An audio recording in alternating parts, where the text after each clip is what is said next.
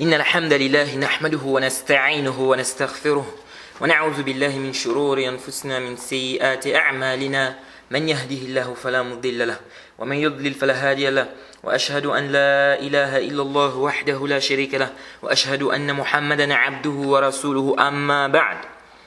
Louange à Allah, le créateur des cieux et de la terre, on le loue pour tout ce qu'il nous accorde comme bien, comme grâce, et on lui demande de prier sur son prophète Mohammed sallallahu alayhi wa sallam, sa famille, ses compagnons et tous ceux qui les ont suivis jusqu'au jour de la rétribution. Celui qu'Allah a guidé, personne ne peut l'égarer, celui qu'Allah a égaré, personne ne peut le guider. Alors nous sommes toujours dans l'explication du Durar Bahiyya fi Masail al-Fiqhiyya, notre imam Mohammed ibn Ali al-Shawkani, rahimahullah ta'ala. Alors on est toujours sur la partie où l'imam al-Shawkani nous parle des remboursements ou bien du remboursement par rapport aux jeûnes. Alors parmi les masail qu'il faut connaître ici, on a parlé le cours précédent de la kafara, donc l'expiation qu'on doit faire pendant le Ramadan. C'est-à-dire celui qui a eu des rapports sexuels avec sa femme pendant la journée du mois de Ramadan. Alors cette expiation-là, est-ce que c'est spécifique à celui qui a des rapports sexuels pendant la journée du mois de Ramadan, ou bien ça englobe aussi celui qui mange et qui boit pendant la journée du mois de Ramadan? Alors ici il y a une divergence des savants. La majorité des savants disent c'est spécifique à celui qui a des rapports sexuels avec sa femme pendant la journée du mois de Ramadan. C'est-à-dire cette kafara, l'expiation-là, c'est seulement pour celui qui a des rapports sexuels pendant la journée du mois de Ramadan. Donc ça ne concerne pas celui qui mange ou celui qui boit. Pourquoi? Parce qu'ils disent que c'est ainsi que les textes sont venus. Le hadith est venu sur celui-là qui a eu des rapports avec sa femme pendant la journée du mois de Ramadan. Ça c'est l'avis de la majorité des savants. L'imam Ahmed dans une version, l'imam Malik, Al-Thawri, l'imam Abu Hanifa, Awza'i, et c'est aussi l'avis de l'imam Shawkani, donc c'est l'avis de notre imam ici. Ces savants-là, tous ces savants-là disent l'expiation-là, c'est pour celui qui mange aussi et qui boit pendant la journée du mois de Ramadan. Donc celui qui a mangé ou qui a bu pendant la journée du mois de Ramadan exprès, il doit aussi faire cette expiation-là. Donc l'expiation qui est venue dans le hadith concernant celui qui a des rapports avec sa femme. Jade. Bon, le Cheikh l'Islam Taymiyyah a refuté cet avis. Il a rappelé que cet avis n'est pas juste. Parce qu'il dit d'abord à la base, c'est que la personne n'a pas d'expiation à faire. Celui qui vient dire que tel a une expiation, il doit apporter un dalil. Et il dit, faire l'analogie, c'est-à-dire dire que comme on est obligé pour celui qui a des rapports sexuels avec sa femme, donc celui qui rend son jeûne en mangeant ou en buvant doit aussi faire l'expiation. Il dit, faire l'analogie entre les deux, fihi nazar, parce qu'il se peut que dans les rapports sexuels, il y a une illa là-bas, il y a une illa qui a fait que le prophète Mohammed sallallahu alayhi wa sallam, ou bien il y a un critère là-bas qui fait en sorte que ça soit différent des autres choses qui annulent le jeûne. Donc il peut avoir un wasf là-bas, un critère qui fait en sorte que ça soit différent des autres choses qui annulent le jeûne. Donc c'est pourquoi là-bas le prophète Mohammed sallallahu alayhi wa sallam a obligé l'expiation. Donc il peut avoir un critère là-bas, n'est-ce pas? C'est-à-dire un critère qui est propre au fait d'avoir des rapports sexuels avec sa femme. Il peut avoir un critère propre à cela qui fait en sorte que l'expiation soit obligatoire seulement dans ce cas-là, Jade, et pas dans d'autres cas. Et on ne connaît pas. Donc ici, on ne peut pas faire l'analogie. On ne peut pas faire l'analogie. Bon, ceux qui disent que même celui qui a mangé et qui a bu volontairement, il doit faire l'expiation là, ils ont regardé ici, c'est-à-dire ils ont vu que la raison de l'obligation de l'expiation, c'est le fait que la personne ait rompu son jeûne. Comme l'imam Shawkani. L'imam Shawkani voit que la raison ici, c'est parce qu'il a rompu son jeûne. Donc, comme il a rompu son jeûne, le prophète lui a demandé de faire l'expiation. Donc, ça veut dire que tout celui qui rompt son jeûne volontairement pendant la journée du mois de Ramadan, il doit faire l'expiation. L'expiation là. Donc, eux, ils ont vu que la raison ici de l'expiation, c'est parce qu'il a rompu son jeûne. Or, les autres savants ont dit non. C'est parce qu'il a eu des rapports. Est-ce que vous suivez? Bon. Cheikh al-Islam Ibn Taymiyyah a dit si la raison c'était parce qu'il a rompu son jeûne, l'expiation devait être obligatoire pour toute chose qui annule le jeûne. Comme par exemple celui qui a vomi volontairement. Celui qui a vomi volontairement, ils ne disent pas que la personne doit faire l'expiation qui est venue dans le hadith de celui qui a des rapports sexuels avec sa femme. Est-ce que vous voyez? Donc si la raison c'est le fait de rompre le jeûne, c'est pas parce qu'il a eu des rapports sexuels avec sa femme pendant la journée du mois de Ramadan, mais c'est parce que il a rompu. Si c'est ça la raison, donc ça veut dire qu'on doit obliger l'expiation même pour celui qui vomit volontairement. Alors l'avis que nous trouvons juste sur A'lam, c'est l'avis de la majorité des savants. Surtout que ça a été rapporté de Omar dans le Musannaf d'Abd al-Razzaq, Musannaf d'Abd al-Razzaq et c'est venu dans le Sunan al-Bayhaqi aussi. Ça a été rapporté aussi de Ali ibn Abi Talib dans le Musannaf Abd al-Razzaq, qu'ils ont, donc Ali et Omar, ont ordonné de fouetter quelqu'un qui avait consommé de l'alcool pendant la journée du mois de Ramadan. Et ils ne lui ont pas ordonné de faire l'expiation. Ils n'ont pas ordonné de faire l'expiation. Ces deux athars-là sont authentiques. C'est rapporté dans le Musannaf d'Abd al-Razzaq, c'est aussi venu dans les Sunan al-Bayhaqi. Ça, c'est l'avis que nous trouvons juste pour A'lam, et c'est l'avis d'Ibn Hazm, c'est aussi l'avis du Cheikh Muqbil, rahimahullah. Ensuite, une autre mas'ala, celui qui a rompu son jeûne en mangeant et en buvant, puis il a des rapports sexuels, est-ce qu'il doit faire l'expiation? Lui, il a mangé, il a bu. Ensuite, il a eu des rapports sexuels. Est-ce qu'il doit faire l'expiation?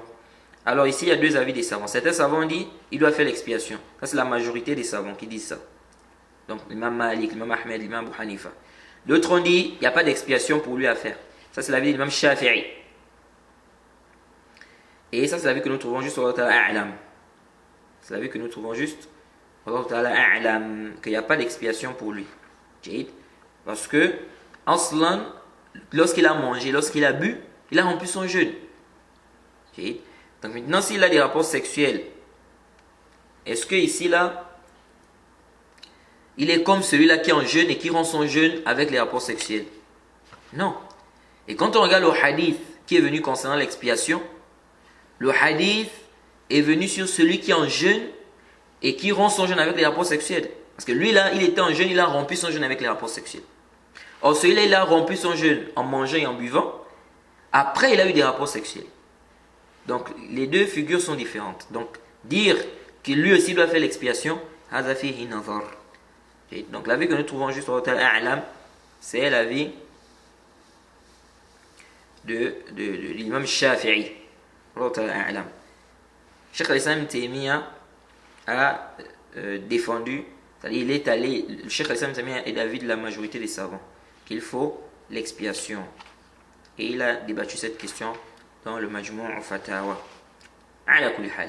Donc l'avis que nous trouvons juste sur A'lam, c'est l'avis de l'imam Shafi'i, que celui-là qui a mangé, qui a bu, puis qui a des rapports sexuels avec sa femme, il n'a pas d'expiation à faire. Il n'a pas l'expiation de celui-là qui a eu des rapports sexuels avec sa femme pendant la journée du mois du Ramadan.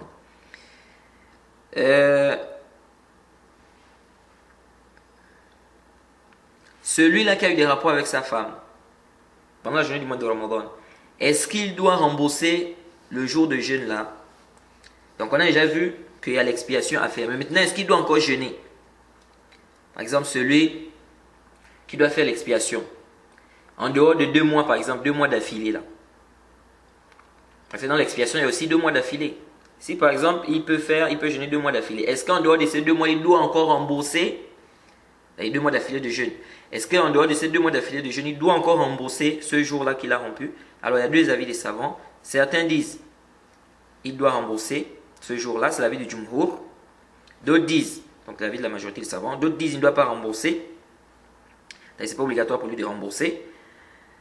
Et ça, c'est un avis de l'imam Shafi'i, c'est l'avis d'Ibn Hazm, et c'est l'avis également du Cheikh Muqbil ibn Hadi, Cheikh Muqbil ibn Hadi al-Wadi'i, rahimahullah. Et c'est l'avis que nous trouvons juste sur l'autre A'lam. il n'a pas remboursé ce jour-là. Parce que déjà, il a rompu le jeûne volontairement. Il a rompu ça volontairement. D'abord, il a fait quelque chose qui est haram. Ça, c'est un. Deux,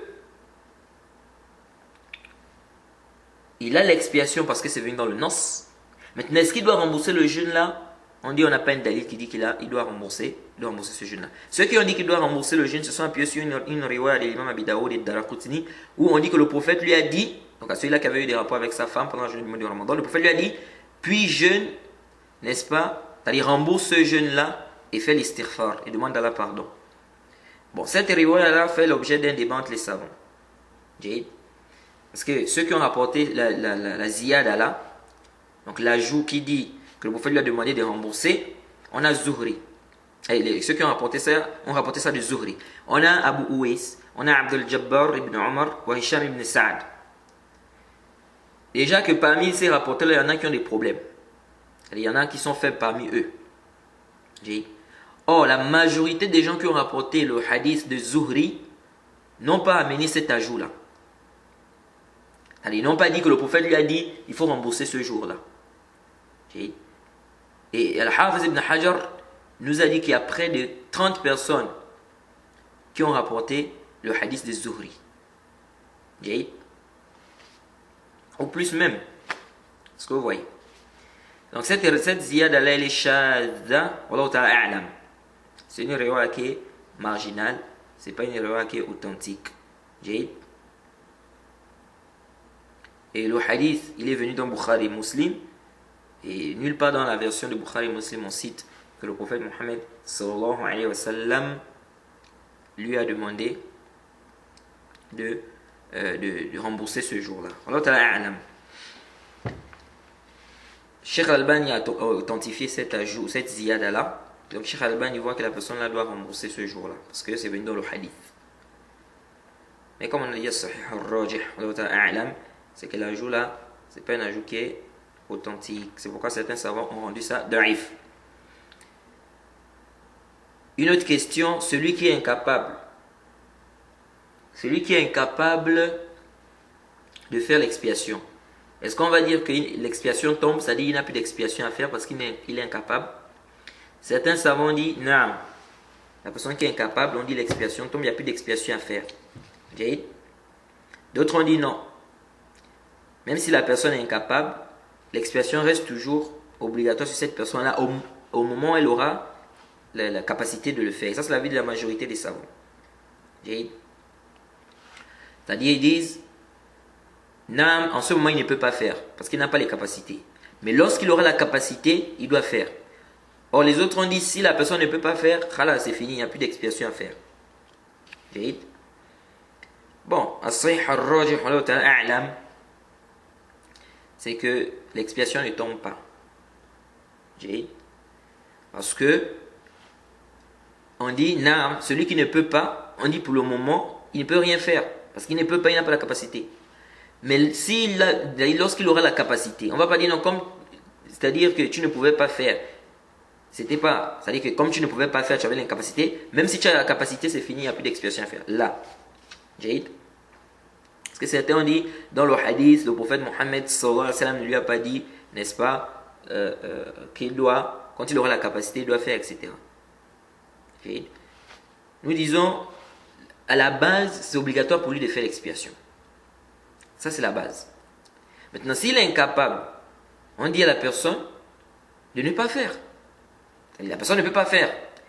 Mais si maintenant il a la capacité après, on dit non, bon, comme tu étais dans l'incapacité, tu ne pouvais pas faire, même si maintenant tu as la capacité, ne fais plus. Là, on dit toujours, la personne doit faire. Et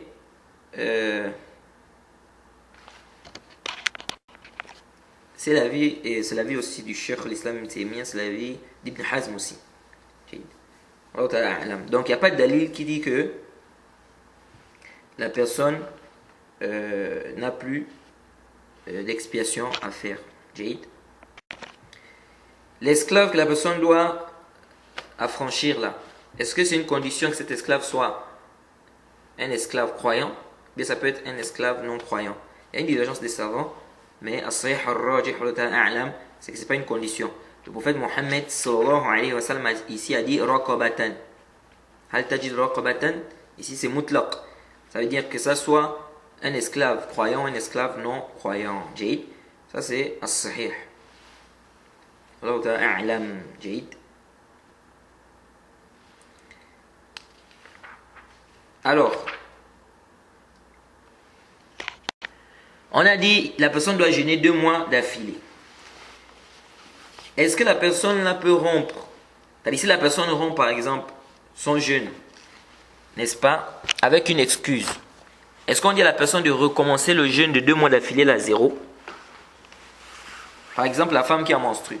Ça c'est si on dit que la femme doit faire l'expiation. Est-ce que si on dit à la femme de recommencer le jeûne à 0, parce qu'on a dit 2 mois d'affilée, donc sans arrêt. Ici là, si la femme est en jeûne, elle veut jeûner les 2 mois d'affilée, et puis elle en menstrue, as-sahih al-rajih, c'est que elle ne recommence pas les 2 mois d'affilée là. Jaïd, elle ne recommence pas, parce que ici elle ne peut pas faire autrement.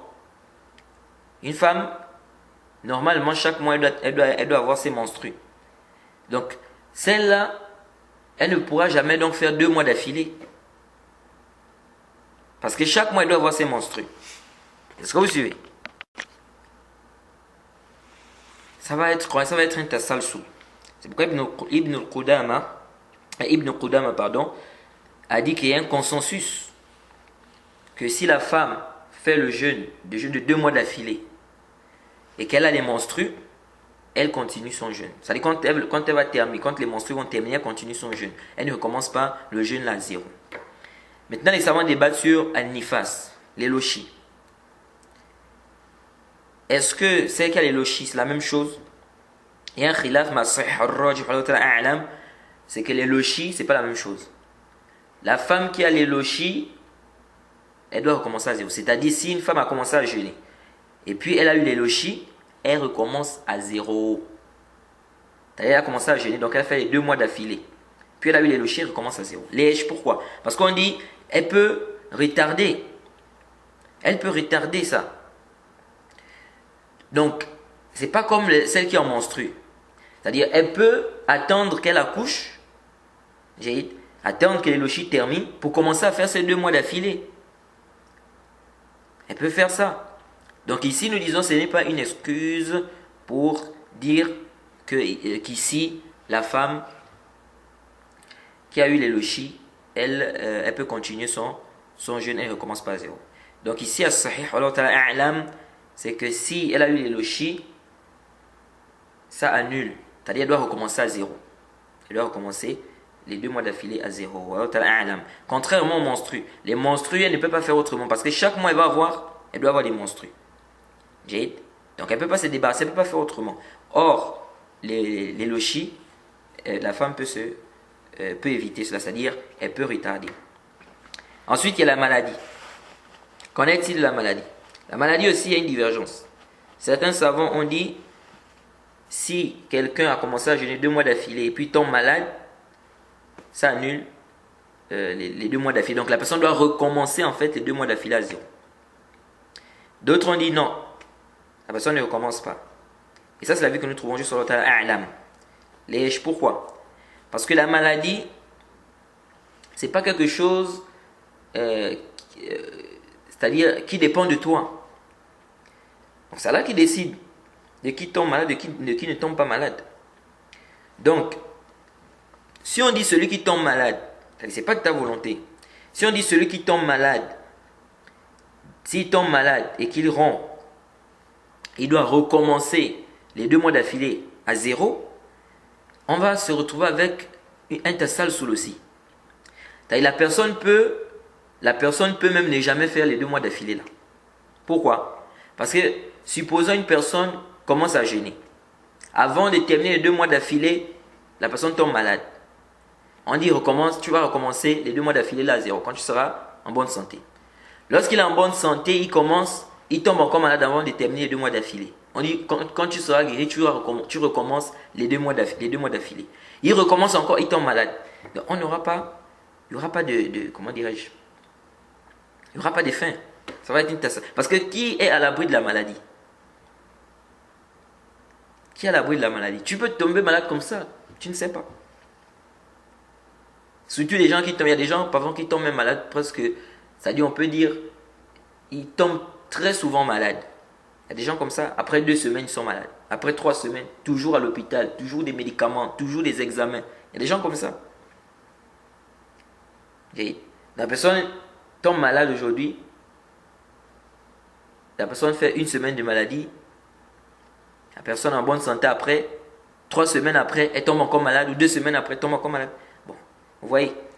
Donc la maladie, la vie qui est juste, c'est que si la personne tombe malade, qu'elle a rompu le jeûne, elle ne commence pas les jeûnes d'affilée là à 0, parce qu'elle a une excuse. Le voyage aussi, il y a une divergence.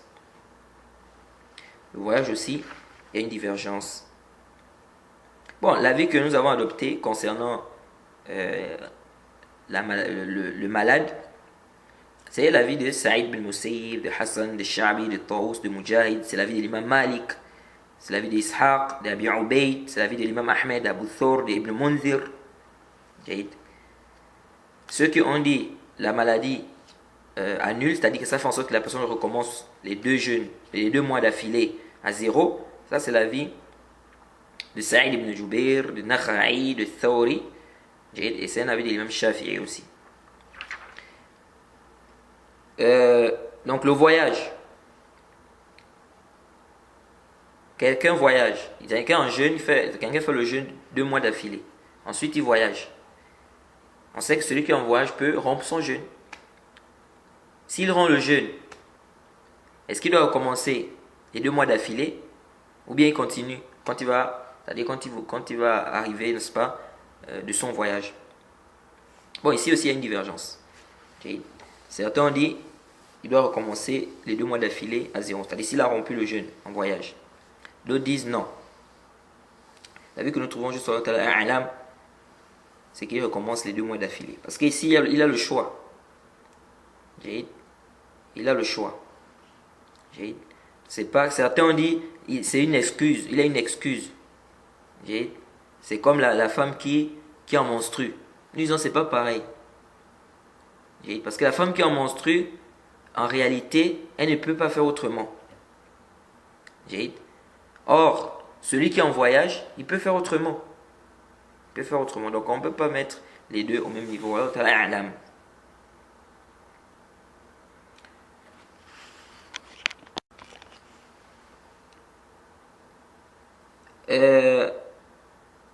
Celui qui a rompu son jeûne à cause de la folie. Quelqu'un a commencé à jeûner 2 mois d'affilée. Pendant qu'il est en train de jeûner, il devient fou par exemple. Et il rompt son jeûne. C'est-à-dire il mange. Est-ce qu'on va dire que lui là, si, vous savez, il y a des gens qui sont comme ça, parfois ils sont fous pendant une période, après ils retrouvent la raison. Donc s'il retrouve la raison, est-ce qu'on va dire non, il doit recommencer le jeûne là à 0? Ici on dit non, il ne recommence pas à 0.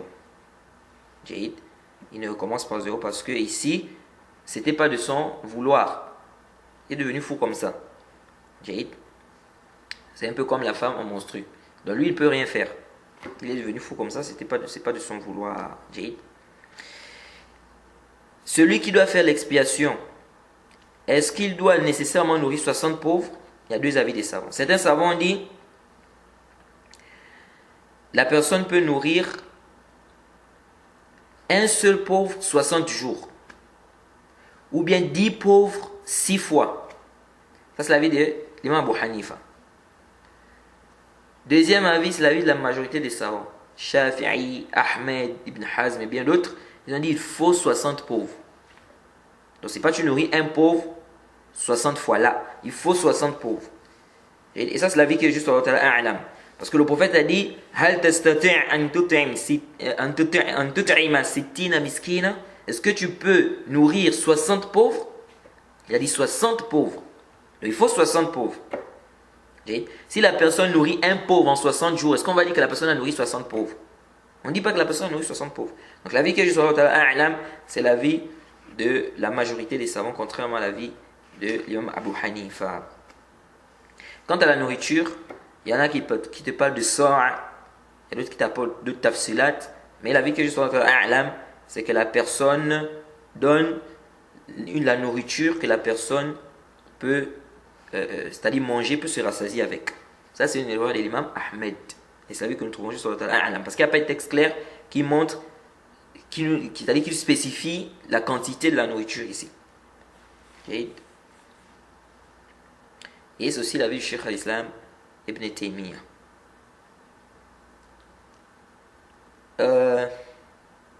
Une autre question qui est importante aussi ici, lorsque tu vas nourrir 60 pauvres là, est-ce que c'est obligatoire de les nourrir de manière enchaînée?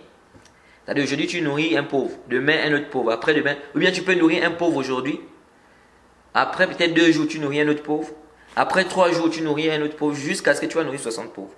As-sahih, c'est que ce n'est pas une obligation que ça soit enchaîné. Donc tu peux nourrir un pauvre aujourd'hui, après 3 jours tu nourris encore un pauvre, après 4 jours tu nourris un pauvre, après 3 jours ou 2 jours tu nourris encore un pauvre. L'essentiel c'est que tu nourris 60 pauvres. L'essentiel c'est que tu nourris 60 pauvres. Et ça c'est une erreur de l'imam Ahmed, c'est un avis de l'imam Ahmed.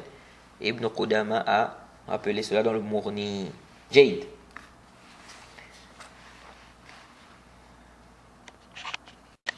Le prophète Mohammed sallallahu alayhi wa sallam dans le hadith de Aïcha radiyallahu anha, le prophète a dit Man mata wa alayhi siyamun sama anhu waliyuhu. Celui donc qui meurt et qui a laissé un jeûne, donc qui a un jeûne à rattraper, ou qui a le jeûne à rattraper, ses parents jeûnent pour lui. Son parent jeûne pour lui, ou doit jeûner pour lui. Hadith c'est dans Bukhari Muslim. Celui qui meurt et qui a un jeûne à rattraper, est-ce que ses parents doivent jeûner pour lui? Alors il y a une divergence des savants. Certains savants disent non, les parents jeûnent pour lui. D'autres savants disent non, les parents ne vont jeûner pour lui que si c'est un jeûne du Nazr, le jeûne du vœu. Le jeûne du vœu. Mais les autres jeûnes, là, comme le jeûne du mois de Ramadan, on ne jeûne pas pour lui. Jade. Et ça, c'est la vie que nous trouvons juste sur le A'lam. C'est qu'on ne jeûne pour lui que le jeûne du Nazr. Et ça, c'est la vie de l'imam Ahmed. Que le jeûne du Nazr. Et c'est la vie du Cheikh Al-Albani aussi. Parce que le hadith là de Aïcha elle-même, elle a expliqué ce hadith. C'est-à-dire, Aïcha, quand on lui a posé la question concernant le jeûne, elle a dit quoi? Elle a dit que la personne ne jeûne pas. Mais elle a demandé de faire quoi? De nourrir un pauvre pour la personne. De nourrir un pauvre chaque jour pour la personne. Et ceci, une explication d'Ibn Abbas. Et nous disons, c'est ça, le asl, c'est que la personne, tu ne peux pas faire une adoration pour une autre personne à la base. Allah subhanahu wa ta'ala dit وَأَنْ لَيْسَ لِلْإِنسَانِ إِلَّا مَا سَعَى. L'homme n'aura que le fruit de ses efforts. Surat Najm, au verset 39. Surat les étoiles, au verset 39. L'homme n'aura que le fruit de ses efforts. C'est pourquoi les gens qui viennent aujourd'hui, qui disent non à la lecture du Coran pour les morts, on dit ça c'est des muhdathat, c'est des bid'a que vous amenez dans le din. As-sahih, il n'y a pas de lecture du Coran à faire pour les morts. Au temps du prophète Mohammed sallallahu alayhi wa sallam, les gens mouraient. On n'a jamais vu le prophète se regrouper avec les compagnons et dire qu'ils vont lire le Coran pour les morts. Toi, si tu lis le Coran, tu es récompensé pour ta lecture. Mais tu ne lis pas le Coran et puis on va prendre la récompense, on donne ça aux morts. C'est pas lui c'est pas lui qui est en train de lire. C'est toi qui lis. C'est toi qui es récompensé. Parce que tu es en train de lire le Coran. Comment on va dire non, tu lis pour le mort? Quelle phase? C'est-à-dire, moi je viens, je lis le Coran. Qui est récompensé ici là? C'est celui qui lit ou celui qui ne lit pas? C'est toi qui lis, c'est toi qui es récompensé. Comment on va dire non, tu lis et on donne la récompense aux morts? C'est pourquoi c'est une bid'a. C'est quelque chose qu'on ne doit pas faire parce que ça n'a pas de asl. C'est pas venu, ça n'a pas été rapporté du prophète Mohammed sallallahu alayhi wa sallam. C'est pourquoi l'imam Shafi'i a rappelé cela. Qu'on ne lit pas le Coran pour, c'est-à-dire que le mort n'a pas la récompense, n'est-ce pas, de ce que tu es en train de faire. Donc il n'y a pas à lire le Coran pour le mois. Est-ce que tu peux prier pour quelqu'un? Est-ce que tu peux dire, par exemple, moi je fais la prière de Zuhr, les récompenses de cette prière de Zuhr là, on va donner ça à telle personne qui est morte? Tu ne peux pas. Donc de la même manière que tu ne pries pas pour quelqu'un, tu ne dois pas également lire le Coran pour quelqu'un en disant que j'ai lu le Coran, on va lui donner les récompenses dans la tombe. Là. Donc à la base, les actes d'adoration, tu ne fais pas des actes d'adoration pour des gens. C'est-à-dire, tu ne fais pas un acte d'adoration, on prend la récompense, on donne ça à une autre personne. Sauf là où on a un dalil. Par exemple, celui qui fait le hajj. Le hajj, on a un dalil. Tu peux faire le hajj pour quelqu'un, on va lui donner la récompense. Donc celui qui est mort, par exemple. On a un dalil. Mais là, on n'a pas de dalil, on dit at-tawaqquf. On doit se limiter au texte. Alors ici, nous disons la base, c'est ça. La base, c'est que l'homme est récompensé par rapport au fruit de ses efforts. Donc, de la même manière que tu ne peux pas prier pour quelqu'un d'autre, tu ne peux pas faire une prière et puis on dit on prend la récompense de la prière, là on donne ça à tel. Tu dis non, je vais prier la prière de Zuhr, on va prendre la récompense de la prière de Zuhr, là on va donner ça à tel qui est mort. De la même manière que tu ne peux pas prier pour quelqu'un, tu peux aussi faire le jeûne pour quelqu'un. Il dit non, je jeûne, puis on va lui donner la récompense. Là. On ne peut jeûner pour quelqu'un d'autre que là où on a un dalil. Et quand on regarde le hadith, on voit que des compagnons tels que Aïcha, tels qu'Ibn Abbas, n'est-ce pas, ont parlé de. Ils n'ont pas, n'est-ce pas, compris de ce hadith que c'était le jeûne de manière générale. Et de manière absolue comme ça. Et puis ça a été aussi rapporté dans des hadiths. Ça a été rapporté dans des hadiths que le prophète a permis de jeûner pour celui qui est mort, le jeûne du Nazr. Le jeûne du Nazr. Donc on n'a pas vraiment des dalils clairs concernant le jeûne du mois de Ramadan. Que quelqu'un a délaissé le jeûne du mois de Ramadan et puis le prophète a permis de jeûner pour lui. On n'a pas de dalil clair comme ça. C'est pourquoi nous disons As-Sahih A'lam, c'est que le hadith, ce qui est voulu par le hadith, c'est le jeûne du Nazr. Quant au jeûne du mois de Ramadan, on n'a pas vraiment des textes clairs par rapport à cela.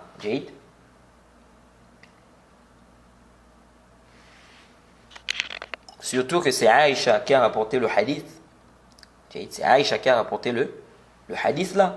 Mais Aïcha elle-même n'a pas compris du hadith qu'il s'agissait d'un jeûne, c'est-à-dire que du jeûne du mois de Ramadan, bien le jeûne de manière générale. Et donc nous disons que nous prenons la compréhension du rapporteur qui a rapporté le hadith et également la fatwa d'Ibn Abbas radiyallahu anhu. Ça c'est l'avis que nous trouvons juste sur A'lam. Et il y a d'autres savants qui voient que le jeûne ici c'est général. C'est pas seulement le jeûne du Nazr. A'lam. Maintenant, est-ce que c'est obligatoire pour le parent de jeûner? C'est obligatoire ou pas? Ibn Hazm dit que c'est obligatoire. Parce que ici le prophète, c'est un khabar, mais dans le sens qui est voulu dans le hadith, c'est un khabar, mais le sens qui est voulu, c'est un ordre. C'est un ordre. Donc le prophète a ordonné de jeûner. Donc c'est un ordre, c'est une obligation. La majorité des savants disent que ce n'est pas obligatoire. Ce n'est pas obligatoire. Et ça, c'est l'avis que nous trouvons juste sur l'autre A'lam. Et c'est l'avis du Cheikh Ibn Usaymin. C'est que ce n'est pas obligatoire. Parce que le Cheikh Ibn Usaymin dit Allah subhanahu wa ta'ala dit wa la taziru waziratun wizra ukhra. Que personne ne portera le fardeau ou la responsabilité d'autrui. Surat 6, verset 164. Si je ne m'abuse. Personne ne portera le fardeau d'autrui, la responsabilité d'autrui. Or, si on dit que c'est obligatoire pour ses parents de jeûner pour lui, qu'est-ce qu'ils ont fait pour que ça soit obligatoire pour eux? Lui-même, il n'a pas gêné. Maintenant, pourquoi on va mettre ça obligatoire sur eux? Donc, même si le hadith, on va dire, c'est venu que c'était l'ordre, mais on a le verset où Allah dit donc ce verset-là, le verset où Allah subhanahu wa ta'ala dit sur l'introduction rapprochée, personne ne portera le fardeau ou la responsabilité d'autrui. Ça nous fait comprendre que l'ordre qui est là-bas, ce n'est pas une obligation. Alors, et ici, je rappelle que celui-là qui devait jeûner, qui avait du jeûne à rattraper, mais il a eu une excuse. Il a eu une excuse. Lui-là, on ne jeûne pas pour lui. Parce qu'il a une excuse. C'est-à-dire, quelqu'un, par exemple, devait rattraper le jeûne, mais il est tombé malade. Et avec cette maladie-là, il est mort. Donc il voulait rembourser son jeûne, mais là il était malade. Et il est mort. Lui, il est excusé. Parce qu'il a une excuse. Donc lui, il n'y a même pas à jeûner pour lui. Il est excusé. Le problème, c'est celui-là qui a négligé. Il devait rembourser, mais il a négligé. Ou bien, on va dire, il avait le temps de rembourser, mais il n'a pas fait. C'est lui-là le problème. Mais quant à celui qui n'avait pas la capacité de rembourser, c'est-à-dire qui était par exemple malade, lui-là, on ne rembourse pas pour lui parce qu'il est excusé. Voilà. Un autre débat des savants, est-ce qu'ici il faut forcément que la personne soit le parent de celui qui est mort pour rembourser? Ici, il y a une divergence des savants. C'est que il faut qu'il soit le parent de la personne. Il faut qu'il soit le parent. Parce qu'on voit tous les hadiths qui sont venus concernant le fait de rembourser là, ça nous parle du parent. Ça nous parle du parent. On n'a pas de dalil clair qui montre que celui qui n'est pas le parent du mort peut jeûner pour lui. Ça, c'est l'avis que nous trouvons juste. Wallahu ta'ala a'lam. Et c'est l'avis d'Al-Hafiz ibn Hajar.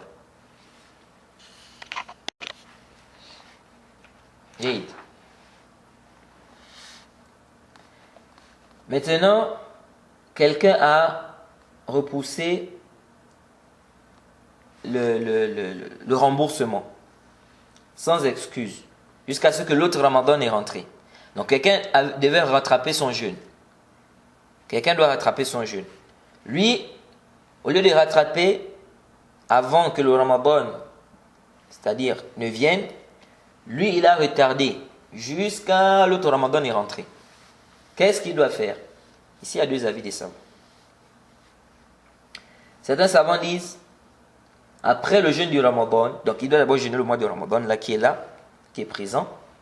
Après ça, il doit rembourser l'autre, c'est-à-dire les jours qu'il devait rattraper. Ensuite, il doit nourrir chaque jour un pauvre.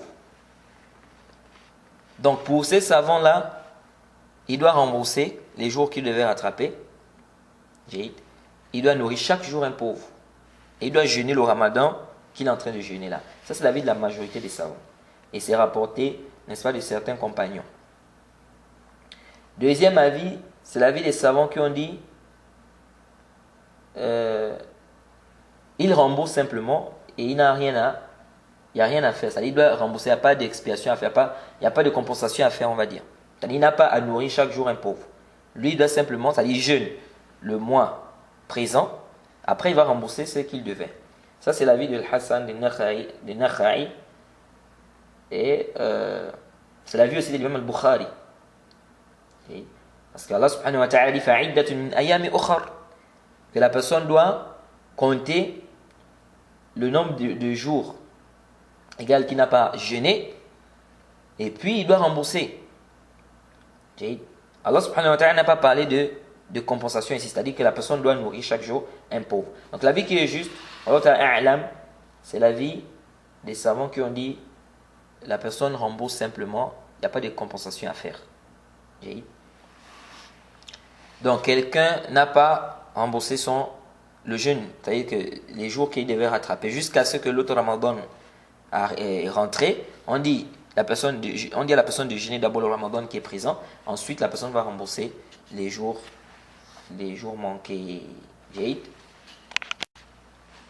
Bon, là j'ai dit il y a deux avis, mais sinon il y a un autre avis de certains savants qui disent la personne doit nourrir chaque jour un pauvre. Il n'y a pas à rembourser ce jeûne-là.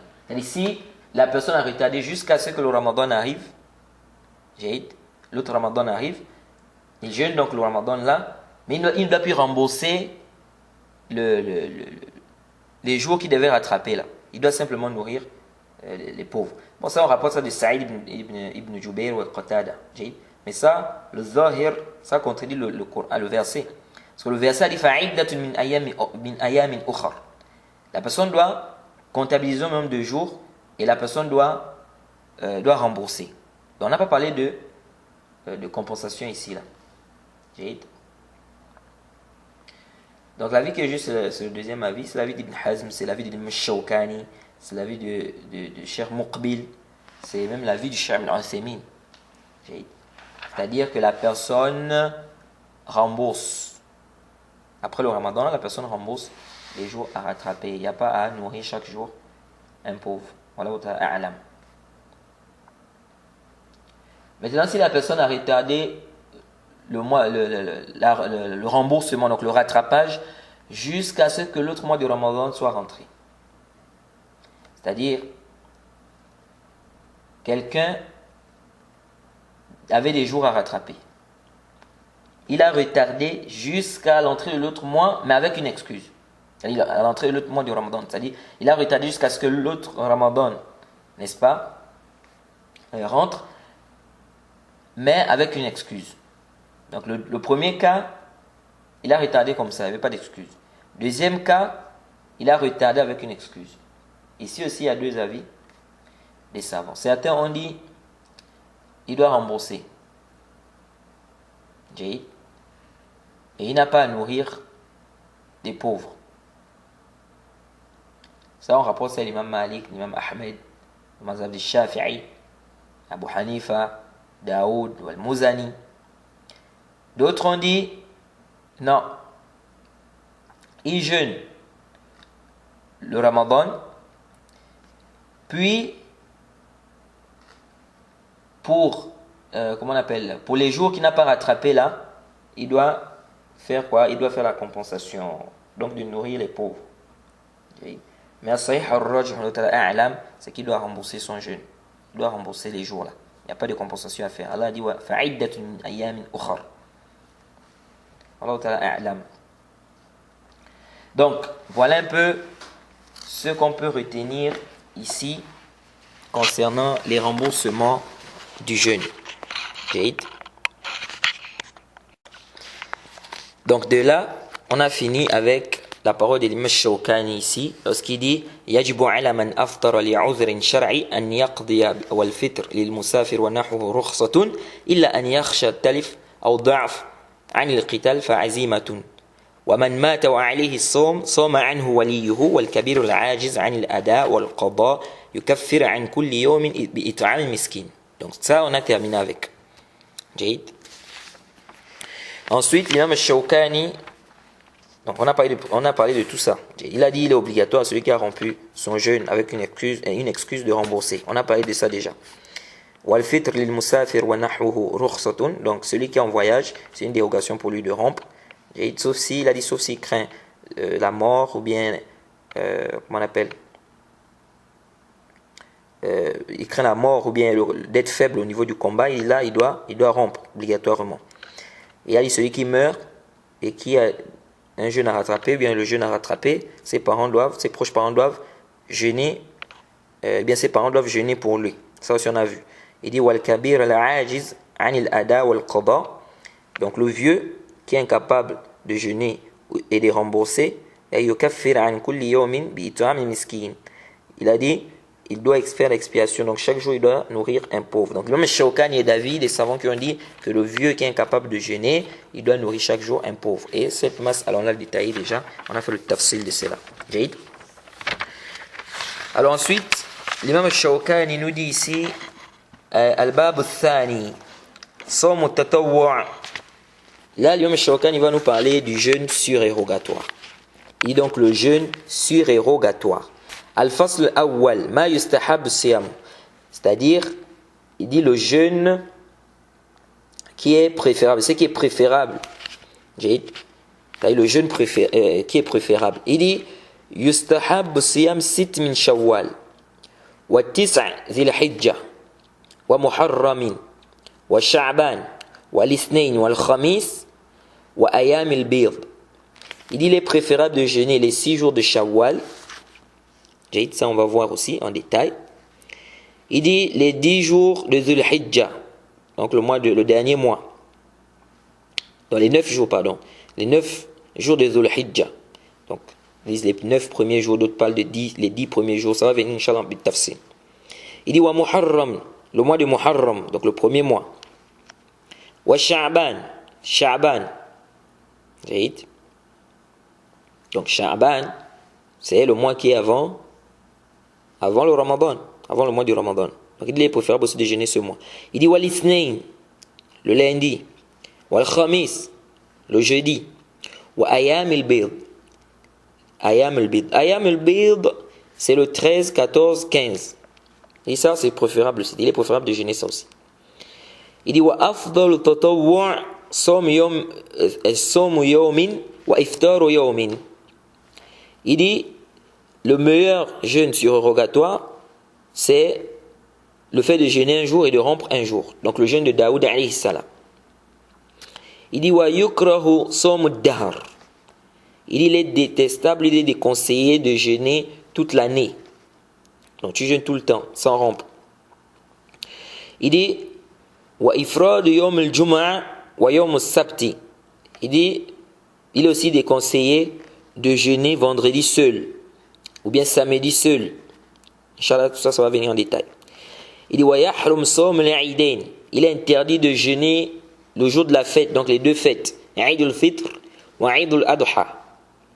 Donc tu n'as pas le droit de jeûner Eid al-Fitr et Eid al-Adha. Il est interdit, c'est Muharram bittifaq. Par consensus des savants, il est interdit de jeûner le jour de la fête. Donc la fête du Fitr, donc après le Ramadan, ou le Eid al-Adha. Il dit wa ayam al-Tashriq. Wa ayam al-Tashriq. Il est aussi interdit de jeûner les jours de Tashriq. Les jours de Tashriq, c'est le 11, le 12, le 13 de Dhul Hijjah, donc du dernier mois. Le calendrier lunaire. Le dernier mois, donc Dhul Hijjah, donc le 11, le 12, le 13, ça on appelle ça les ayam al-Tashriq. Et donc il est interdit de jeûner ces jours-là. On va voir que ce n'est pas permis sauf pour celui-là qui n'a pas trouvé, comment on appelle ça, la bête à égorger. Comme c'est venu dans des hadiths. Celui qui fait le tamattu' et qui n'a pas trouvé une bête à égorger, ou bien le khiran, il n'a pas trouvé une bête à égorger, lui il est permis pour lui de jeûner les jours du tashriq. En dehors de lui, les autres ne doivent pas jeûner.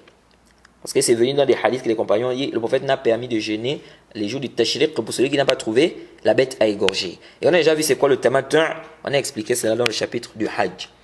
Il dit wa istiqbalu Ramadan bi yawmin aw yawmin. Il dit, il ne doit pas aussi accueillir le mois de Ramadan en jeûnant 2 jours avant ou 1 jour avant. Donc ça aussi, on a déjà vu ça. On a vu ça au début. Que le prophète a dit de ne pas jeûner 2 jours avant ou 1 jour avant le Ramadan. Il a dit, sauf quelqu'un qui avait l'habitude de jeûner. Donc voilà un peu ce que l'imam Shawkani nous dit ici par rapport au jeûne surérogatoire. Jade. Bon, l'imam Shawkani ici n'a pas parlé de Ashura. Ashura, qui est, comment dire, on dit c'est le 10e jour du Muharram. Donc le 10 de Muharram, donc du premier mois du calendrier lunaire, le 10, ils disent que c'est Ashura. Somme Ashura, le jeûne de Ashura, ce n'est pas obligatoire. Non, au début c'était obligatoire. Au début, avant qu'on oblige le mois de Ramadan, Ashura c'était obligatoire. Mais Ashura, les savants sont unanimes que c'est pas obligatoire. Non, c'est pas obligatoire de jeûner ça. Comme a dit l'imam Nawawi bittifaq, c'est pas obligatoire. Sauf qu'il y a une légère divergence des savants sur le jour même des Ashura. La majorité des salafs, la majorité des savants, on va dire, te disent Ashura, c'est le 10e jour de Muharram. Jade. On rapporte que Ibn Abbas voyait que Ashura, c'est le 9e jour. Parce que ça vient dans le Sahih Muslim, on lui a posé la question sur Ashura. Il a dit, si tu vois le Hilal, donc la lune de Muharram, compte, si tu arrives au 9e jour, jeûne. Et il a dit, c'est comme ça que le prophète a fait? Il a dit oui. Donc il a posé la question sur Ashura. Et Ibn Abbas lui a dit de jeûner le 9e jour. Il a dit, c'est comme ça que le prophète a fait, il a dit, Naam.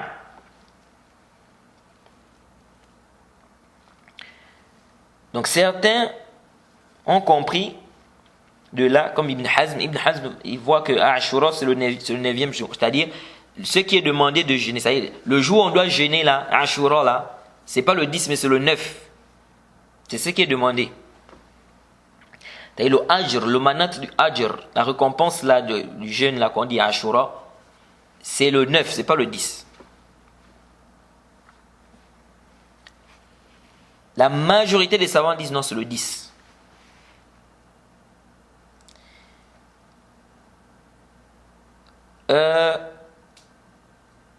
Pourquoi Ibn Hazm est allé a dit que c'est le 9? Parce que ça a été rapporté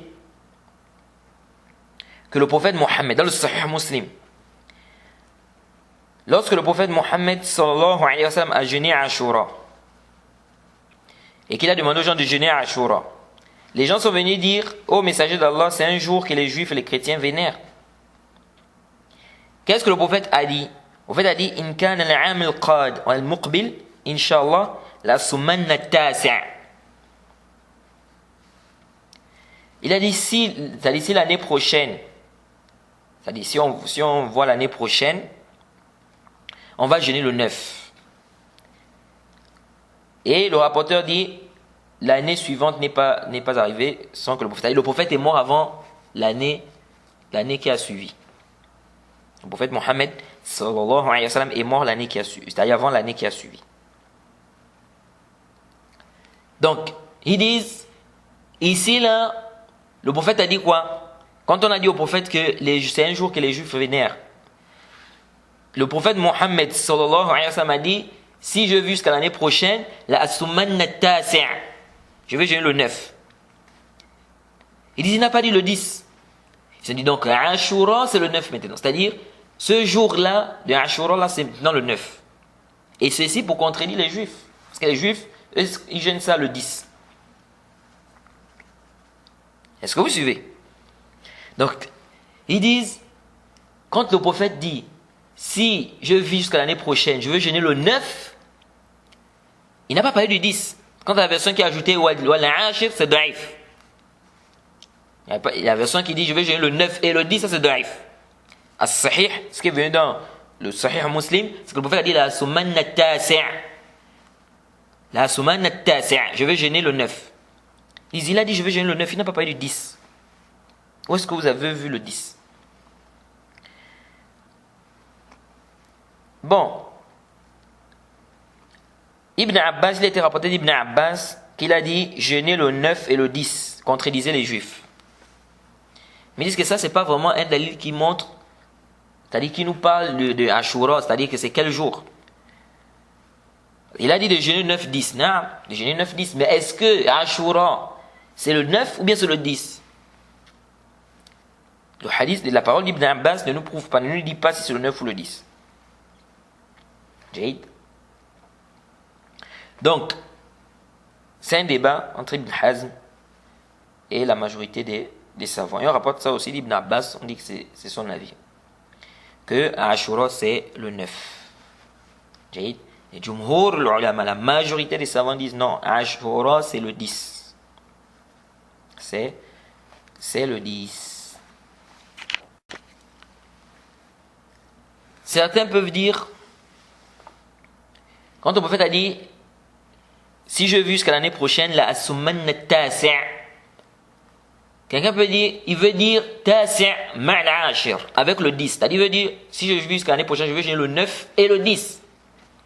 On dit, où est-ce que tu as vu ça dans le hadith? Le hadith, le prophète n'a pas dit, je veux jeûner le 9 et le 10. Il a dit, la asumanna tasi', je veux jeûner le 9. Enfin, il n'a pas parlé de 10 ici. Donc le prophète dit, je veux jeûner 9. Toi, tu dis, non, il a dit, ça veut dire 9 et 10. Où est-ce que tu tires ça? Où est-ce que tu tires que ça veut dire ici 9 et 10? Non, il a dit la sumanna tasi'. Je veux jeûner le 9. C'est si je vis l'année prochaine. Quand on a dit au prophète que les juifs vénèrent ce jour, il a dit, si je vis jusqu'à l'année prochaine, je veux jeûner le 9. Il n'a pas parlé des 10. Donc en fait, c'est comme si certains savants voient qu'au début, c'était le 10. Mais après, le prophète Mohammed, sallallahu alayhi wa sallam, pour contredire les juifs, il a dit quoi, qu'il va jeûner le 9 maintenant. Qu'il va jeûner le 9 maintenant. C'est-à-dire que c'est maintenant le 9 qui reste. Ce n'est plus le 10. On ne dit plus Ashura c'est le 10, mais on dit maintenant c'est le 9. Est-ce que vous suivez un peu? Mais la majorité des savants disent que Ashura ce n'est pas le 9. Ashura c'est le 10. Ashura c'est le 10. Bon, ils disent aussi, si tu jeûnes le 9 et le 10, mais si tu jeûnes le 10, en quoi tu as contredit les juifs? Parce qu'on demande de contredire les juifs. Dans quoi tu contredis les juifs ici? Parce que les compagnons ont dit au prophète, c'est un jour que les juifs vénèrent. Le prophète a dit, si je veux jusqu'à l'année prochaine, la semaine je vais jeûner le 9. Ils disent, quand toi tu viens, tu jeûnes encore le 10. Tu as contredit en quoi les juifs ici? Or, si tu jeûnes le 9, tu les as contredits. Bon, il y en a qui disent, tu jeûnes le 9 et le 10. Si tu jeûnes le 9 et le 10, tu as contredit les juifs. Le 10, tu as contredit les juifs en quoi? Au niveau du 9 peut-être, mais le 10, tu ne les as pas contredits. C'est le même jour, tu jeûnes avec eux le même jour-là. Or, si tu jeûnes le 9, Jade, tu les as contredits. Est-ce que vous suivez? Donc, ici, là, ils te disent, quand le prophète a dit, si je vis jusqu'à l'année prochaine, si je vis jusqu'à l'année prochaine, je vais jeûner le 9, il dit, ça veut dire que Ashura, ici, c'est le 9, c'est plus le 10. La divergence, elle est bel et bien là, entre Ibn Hazm et le Jumhur al-Ulama. Mais comme je vous ai dit, la majorité des savants disent que Ashura, c'est le 10. Et quant au fait de jeûner le 10 et le 11, quant au fait de jeûner le 10 et le 11, en réalité, on a un hadith da'if où on dit que le prophète a dit de jeûner Ashura. Il a dit contredisez les juifs, jeûner un jour avant ou un jour après. Mais ce hadith est da'if. Dans la chaîne de transmission, on a Mohammed ibn Abdurrahman ibn Abi Layla. Il y a un rapporteur qui est da'if à l'intérieur. C'est pourquoi c'est que ce qui est plus proche des textes, si on veut jeûner, quand on jeûne à Ashura, c'est de jeûner le 9 et le 10. Quant au 11, on n'a pas de dalil. On n'a pas de dalil authentique qui nous demande de jeûner le 11. Et ce qui renforce ça, parce qu'il y a certains qui disent non, mais quand tu jeûnes le 11, donc 10, 11, ou bien 9, 10, 11, c'est pour contredire les juifs. On dit Hazaralat. Quand tu jeûnes 9, 10, 11, c'est pour contredire les juifs. Ralat, lèche. Parce que si c'était pour contredire les juifs, le prophète Mohammed sallallahu alayhi wa sallam devait dire, si je veux jusqu'à l'année prochaine, je veux jeûner le 11. Donc 10, 11, ça, tu contredis les juifs. Mais il n'a pas dit ça, il a dit la in baqitu ila al-qabil la summanna tasi'. Il a dit si je veux jusqu'à l'année prochaine, je veux jeûner le 9. Et il pouvait dire je veux jeûner le 11. Pour que ça fasse une contradiction, pour contredire les juifs. Ou bien il pouvait dire je veux jeûner le 9, le 10 et le 11. Mais là il a la summanna tasi'. Donc vraiment jeûner le 11, il n'y a pas vraiment de dalil sarih qui nous dit que c'est préférable de jeûner aussi le 11. Donc ce qui est venu c'est le 9 et le 10. Wallahu ta'ala a'lam. Parmi les jeûnes que l'imam Shawkani a cité ici, les 6 jours de Shawwal. Yustahab siyam 6 min Shawwal. Ça c'est venu dans le hadith d'Abi Ayyub al-Ansari anna Rasulullah sallallahu alayhi wa sallam qala man sama Ramadan thumma atba'ahu 6 min Shawwal kana ka siyam ad-dahr. C'est-à-dire celui qui va jeûner le mois de Ramadan puis qui fait suivre ça des 6 jours de Shawwal, c'est comme s'il avait jeûné toute l'année. Alors, le hadith est dans Muslim. La majorité des savants disent que c'est préférable de jeûner les 6 jours de Shawwal. Contrairement à l'imam Malik. On dit que l'imam Malik a dit que c'est déconseillé. Jaïd. Bon, ça c'est pas sahih. L'avis de l'imam Malik, c'est un avis qui est mardoud. Le hadith, c'est un hujja. Hujjatun binafsihi. Le hadith est clair. Le prophète dit, celui qui va jeûner au mois de Ramadan, puis fait suivre ça des 6 jours de Shawwal, c'est comme s'il avait jeûné toute l'année. Donc ici, là, venez dire que c'est déconseillé de jeûner les 6 jours de Shawwal, haza laysa bis-sahih. Jaïd.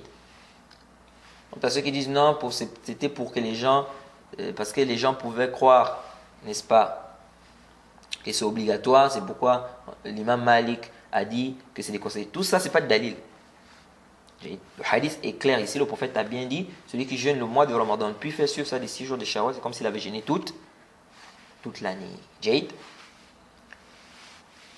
Est-ce que le jeûne de Shawwal, c'est une condition que ça soit enchaîné? Les 6 jours de Shawwal. Alors, les 6 jours de Shawwal, ce n'est pas une condition. Parce que déjà, ce n'est pas une condition que ce soit seulement les 6 premiers jours. Là, on a dit 6 jours de Shawwal.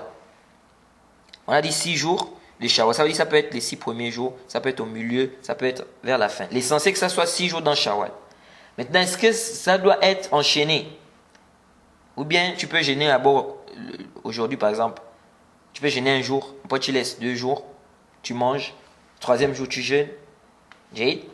Alors ici, as-sahih, c'est pas une condition que ça soit enchaîné. Jaïd. C'est pas une condition que ça soit enchaîné. Jaïd. Et ça, c'est l'avis du Cheikh Ibn Baz, Cheikh Ibn Uthaymin, Cheikh Muqbil et bien d'autres. Une autre question, parce qu'il n'y a pas de dalil, le prophète a dit Sitt min Shawwal. Il a dit celui qui jeûne le mois de Ramadan peut faire suivre ça des 6 jours de Shawwal. 6 jours de Shawwal, ici, il n'a pas dit forcément que ça doit être enchaîné. Il n'y a pas de dalil qui montre que ça doit être enchaîné. L'essentiel, c'est de jeûner 6 jours dans Shawwal. Okay. C'est-à-dire avec cette intention-là, bien évidemment. Jade. Une autre question. Est-ce que la personne qui veut jeûner les 6 jours de Shawwal, cette personne doit d'abord terminer les jours de Ramadan à rattraper? Si par exemple quelqu'un a des jours de Ramadan à rattraper, est-ce que la personne peut commencer à jeûner les 6 jours de Shawwal, même si elle a encore des jours à rattraper? Ou bien la personne doit d'abord rattraper les jours qu'elle doit rattraper, ensuite jeûner les 6 jours de Shawwal? Alors, l'avis du Cheikh Ibn Baz, Cheikh Ibn Uthaymin, c'est que la personne doit d'abord terminer de rembourser son jeûne obligatoire. Et c'est l'avis que nous trouvons juste sur l'autre a'lam. Parce que dans le hadith, le prophète a dit Man sama Ramadan, thumma atba'ahu sittan min Shawwal. Celui qui va jeûner le Ramadan, puis va faire suivre cela des 6 jours de Shawwal. Donc il faut d'abord jeûner le Ramadan. Donc si tu as encore des jours à rattraper, tu n'as pas fini. Tu n'as pas fini. Est-ce qu'on peut dire que celui-là a jeûné tout le mois de Ramadan? Là. Donc le zahir, wallahu ta'ala a'lam, c'est que le prophète, quand il dit celui qui a jeûné le Ramadan, le zahir, c'est qu'il parle de celui qui a jeûné le mois de Ramadan de manière complète. Jaïd. Wallahu ta'ala a'lam. Donc tu dois d'abord terminer tes jours. Les jours qui te manquent, que tu dois rattraper. Ensuite, tu jeûnes les 6 jours de Shawwal. Wallahu ta'ala a'lam.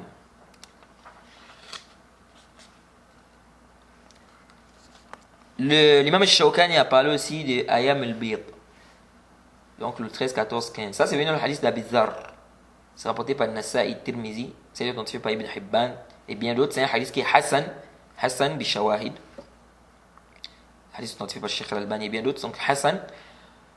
Il dit Amarna Rasulullah sallallahu alayhi wa sallam an nasuma min shahri thalathat ayyam. Il dit le prophète nous a ordonné de jeûner 3 jours dans le mois.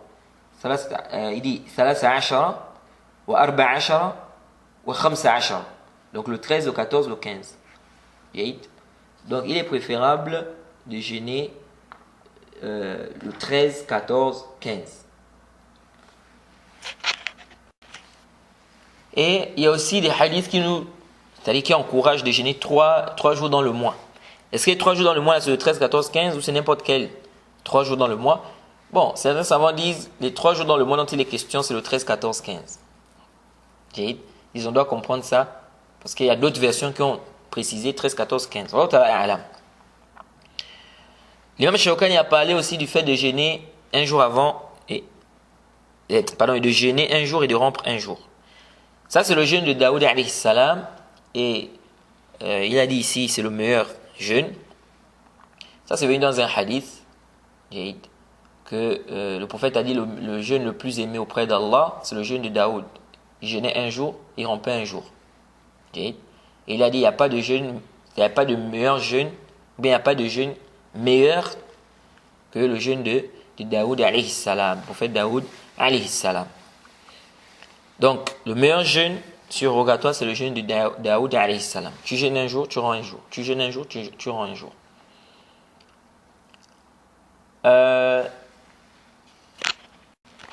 L'imam Shawkani a parlé aussi de Tis'a Zil-Hijja, de Zil-Hijja. Les 9 jours de Zul-Hijja. Nous disent les 10 premiers jours de Zul-Hijja. Bon, il n'y a pas vraiment un hadith authentique, clair, qui dit, ou qui montre, ou qui encourage de jeûner les 10 premiers jours de Zul-Hijja. Il y a un hadith que le Cheikh Al-Albani a authentifié, mais c'est un hadith à problème. Beaucoup de savants ont dit ça da'if. Beaucoup de savants ont dit ça da'if, et c'est l'avis que nous trouvons juste, c'est que le hadith est da'if. Donc il n'y a pas de texte clair qui spécifie ou qui encourage de jeûner les 10 premiers jours de Zul-Hijja. Je parle bien des textes spécifiques qui parlent du jeûne. Sinon, il y a des hadiths qui vont te dire par exemple que les meilleurs actes, ce sont ces jours-là. Mais là, on parle du jeûne de manière spécifique. Et ce qui vient renforcer aussi l'avis des savants qui ont dit que le hadith est da'if, hadith qui parle des 10 premiers jours de jeûner, les 10 premiers jours de Zul-Hijja. Le hadith de Aïcha, qui est venu dans le Sahih. Aïcha a dit dans le Sahih Muslim, elle a dit, je n'ai jamais vu le prophète Mohammed sallallahu alayhi wa sallam en jeûne les 10 jours de Zul-Hijja. On n'a jamais vu le prophète en jeûne les 10 jours de Zul-Hijja. Donc, il n'y a pas vraiment de textes clairs par rapport aux 10 premiers jours de Zul-Hijja. On va dire 9, parce que le 10e c'est Yom al-Eid, c'est le jour de la fête. Et le jour de la fête, on ne doit pas jeûner. Donc, ici nous disons, il n'y a pas de texte clair, authentique concernant le fait de jeûner les 9 premiers jours de Zul-Hijja. Il y a un autre point aussi qui est important ici, concernant le jeûne surrogatoire. Ce qui ça a été rapporté dans Bukhari Muslim, le hadith d'Abu Huraira, anna Rasulullah sallallahu alayhi wa sallam قال لا يحل للمرأة أن تصوم وزوجها شاهد إلا بإذنه. Il n'est pas permis à une femme de jeûner pendant que son mari est présent sans sa permission. Donc le jeûne surrogatoire, le hadith d'Abu Huraira, pardon, c'est rapporté par Bukhari Muslim. Et la majorité des savants disent qu'il n'est pas permis à la femme de jeûner un jeûne surrogatoire sans la permission de son mari, si le mari est là. Et le hadith est clair. Le prophète dit il n'est pas permis. La yahillu lil mar'a. Le hadith est dans Bukhari Muslim. Il n'est pas permis à une femme de jeûner pendant que son mari est présent, sauf par sa volonté. Dans la version d'Abi Daoud, il a dit ghayru Ramadan. Il a dit en dehors du Ramadan. Donc on comprend qu'il s'agit de jeûne surrogatoire. Maintenant, les savants divergent. Si elle jeûne, malgré ça dit sans la permission de son mari, est-ce que le jeûne est valide ou pas? Les savants débattent sur cette question. Il y en a qui disent c'est valide, d'autres disent non. Par contre, l'imam Nawawi a dit bittifaq ashabina, c'est-à-dire chez les Shafi'iyya, le jeûne est valide si elle jeûne, malgré qu'elle n'a pas pris la permission de son mari.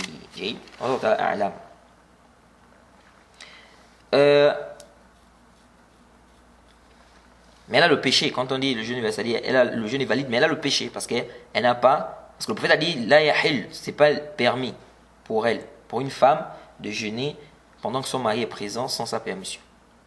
Donc elle a le péché, mais le jeûne est valide. Maintenant, si le mari est en voyage, est-ce qu'elle a le droit de jeûner sans sa permission? Naam, elle a le droit de jeûner. Parce que le hadith a dit wa zawjuha shahidun. Le prophète a dit il n'est pas permis à une femme de jeûner pendant que son mari est présent. Donc ça veut dire que s'il est absent, c'est-à-dire il est en voyage par exemple, elle peut jeûner même sans sa permission. Okay? Certains savants disent, et si le mari vient du voyage, il peut avoir des rapports avec elle. Bon, certains savants disent, si elle jeûne sans la permission de son mari, le mari peut avoir besoin d'elle.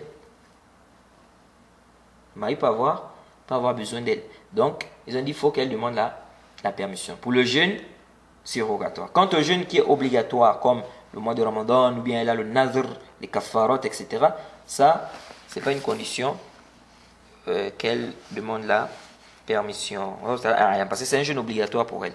Il est obligatoire pour elle de jeûner.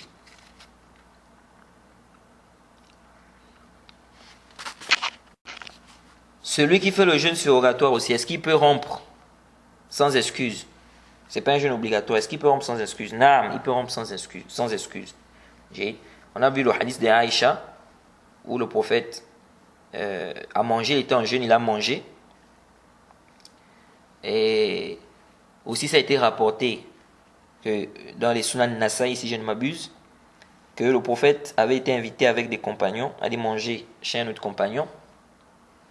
Et le prophète a dit à un des compagnons de manger. Il a dit je suis en jeûne. Le prophète a dit votre frère a fait, il s'est donné de la peine pour vous préparer. Le prophète lui a demandé de manger et de rembourser s'il veut. Ce hadith est authentifié par Cheikh Al-Albani. Et il y a aussi un autre hadith que Cheikh Al-Albani authentifie, que celui qui est en jeûne, s'il veut, il jeûne. Celui qui jeûne le jeûne surrogatoire, s'il veut, il rompt, s'il veut, il jeûne. Donc tout ça, ça nous montre que celui qui jeûne le jeûne surrogatoire, il peut rompre son jeûne, même sans excuse. Et quant à ceux qui ont dit non, il ne peut pas rompre. Parce qu'il y a des savants qui ont dit la personne qui jeûne le jeûne surrogatoire, il n'a pas le droit de rompre, même sans excuse. Parce qu'ils disent qu'Allah subhanahu wa ta'ala dit n'annulez pas vos œuvres. Bon, ce verset, certains savants disent il s'agit d'annuler les œuvres par l'ostentation, le riya, le shirk, par le shirk. Et non pas, le verset ne veut pas dire ici que la personne qui a commencé à faire un acte surrogatoire, il ne peut pas annuler ça, même sans excuse. Et parmi les dalils aussi, les savants qui disent que tu ne dois pas annuler, tu ne dois pas rompre sans excuse ton jeûne surrogatoire, le hadith de le bédouin qui était venu voir le prophète Mohammed sallallahu alayhi wa sallam, qui avait demandé sur les obligations. Il avait dit est-ce que j'ai d'autres obligations? Le prophète a dit la illa an tatawwa, non sauf si tu fais ce qui est surrogatoire. Mais ils ont compris de là que ça veut dire si tu as commencé à faire quelque chose de surrogatoire, il est obligatoire pour toi de continuer. Tu n'as pas le droit de rompre ça ou d'arrêter ça. Mais il y a d'autres savants qui ont dit dans le sens ici de illa an tatawwa, c'est pas muttasil, c'est munfasil. C'est-à-dire sauf si, le prophète veut dire ici, sauf si, c'est-à-dire tu n'as plus d'autres choses, n'est-ce pas, sur toi, c'est-à-dire tu n'as plus d'autres choses à faire, sauf si tu veux faire ce qui est surrogatoire. Mais ça ne veut pas dire ici que c'est obligatoire. C'est-à-dire que si tu as déjà fait ce qui est surrogatoire, tu n'as pas le droit de rompre cela. Et les savants divergent aussi sur celui qui a rompu le jeûne surrogatoire. Est-ce qu'il doit rembourser ça ou pas? Il y a un débat, il y a des savants qui voient l'obligation. La majorité des savants disent que ce n'est pas obligatoire. As-sahih, ce n'est pas obligatoire. Parce que le jeûne là, ce n'était pas un jeûne obligatoire. Donc on ne peut pas te dire, si tu as rompu ici, on ne va pas dire non, c'est obligatoire pour toi de rembourser ça. Parce que ce n'était pas obligatoire. Et on a parlé également du jeûne de la fête. On a dit que c'est interdit de jeûner le jour de Eid. C'est venu dans le hadith Abu Sa'id al-Khudri que le prophète a interdit de jeûner 2 jours, le Yom al-Fitr et Yom al-Adha. Hadith dans Bukhari et Muslim. Les ayam al-Tashriq aussi, c'est venu dans Muslim. Le prophète a dit les jours de Tashriq, c'est les jours où on doit manger et boire. Et faire le zikr. Et Ibn Omar et Aïcha ont dit le prophète n'a pas permis ou bien n'a pas fait la dérogation les jours de Tashriq qu'on jeûne, sauf pour celui qui n'a pas trouvé la bête à égorger. Et ça, c'est venu dans le Sahih al-Bukhari. Et Ayam al-Tashriq, qu'on a dit, c'est le 13, 14, pardon, le 11, le 12, le 13, pardon. Le 11, le 12, le 13 de Dhul Hijjah. Donc, du mois de Dhul Hijjah. L'imam al-Shawkani nous a parlé aussi du fait de jeûner le vendredi seul. Ça aussi, c'est interdit. C'est venu dans Muslim que le prophète Mohammed sallallahu alayhi wa sallam a dit لا تختص ليلة الجمعة بقيام من بين الليالي ولا تختص يوم الجمعة بصيام من بين أيام إلا أن يكون في صوم يصومه أحدكم. Fait a dit ne spécifiez pas la nuit du vendredi pour faire des prières. Ne spécifiez pas le vendredi aussi pour faire le jeûne. C'est-à-dire d'entre les jours de la semaine, tu prends seulement le vendredi, bien tu spécifies le vendredi pour jeûner. Il dit sauf si c'est un jeûne que la personne avait l'habitude de jeûner. Donc tu as l'habitude de jeûner par exemple, ça tombe un vendredi, ça veut dire que tu peux jeûner. Mais spécifier le vendredi, tu dis moi c'est le vendredi. Le prophète a interdit ça. C'est pourquoi c'est venu dans le Bukhari et Muslim, le prophète Mohammed sallallahu alayhi wa sallam a dit La yasummanna ahadukum yawm al-jum'a illa an yasuma yawman qablahu aw yawman ba'dahu. C'est-à-dire que l'un d'entre vous ne jeûne pas le vendredi, sauf s'il jeûne un jour avant ou un jour après. Donc si tu jeûnes un jour avant, un jour après, ici on voit bien que le prophète permet. Donc jeûner vendredi seul, c'est interdit. Ça c'est la vie qui est juste et que c'est interdit. Parce que certains savants qui ont dit c'est pas interdit mais c'est déconseillé. Et parmi les choses qui renforcent que c'est interdit, c'est pas déconseillé. Le hadith de Juwayriya dans le Sahihain, ou bien le Sahih al-Bukhari, qu'elle était en jeûne Yom al-Jumu'ah. Le prophète lui a demandé tu as jeûné hier? Elle a dit non. Il fallait tu vas jeûner demain? Elle a dit non. Le prophète a dit il faut rompre alors. Et c'est un ordre. Il a dit faftiri. Faftiri, c'est un ordre. Romps. Et l'ordre implique l'obligation. Donc ça montre que c'est pas déconseillé seulement, c'est interdit. Ça c'est la vie qui est juste au a'lam. Et ça c'est la vie d'Ibn Munzir, de certains Shafi'iyya. C'est la vie d'Ibn Hazm aussi. Et c'est la vie de l'imam San'ani, de l'imam Shawkani. Que c'est interdit